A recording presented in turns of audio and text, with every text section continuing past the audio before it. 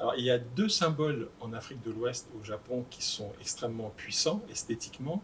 Euh, Au Japon, vous avez la laque japonaise, qui exprime le Japon de façon assez extraordinaire. Cette texture profonde, limpide et sophistiquée. Et de l'autre côté, en Afrique de l'Ouest, vous avez aussi les statuettes africaines qui, lorsqu'elles sont posées dans un espace, vous pouvez aller dans tous les pays du monde, dans toutes les régions du monde, lorsqu'on voit une statuette africaine, on sait que ces formes-là, c'est l'expressivité de l'Afrique. Et l'idée ici, c'était de juxtaposer ces deux symboles et de voir quel type d'expressivité est-ce qu'elles allaient mettre en exergue.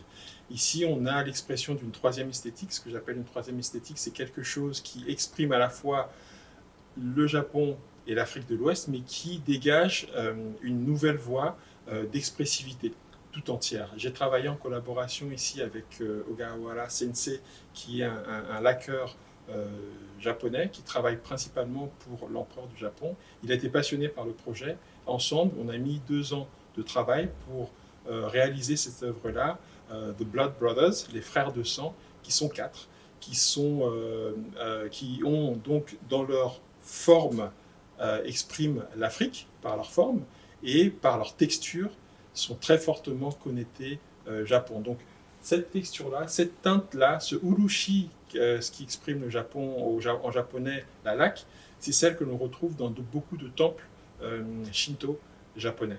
Et à l'intérieur de ce urushi, de cette texture laquée japonaise, vous avez cette présence, cette puissance, cette forme euh, fortement connotée Afrique de l'Ouest. Et en tout, ça exprime une troisième esthétique, quelque chose qui dégage sa propre voie de forme.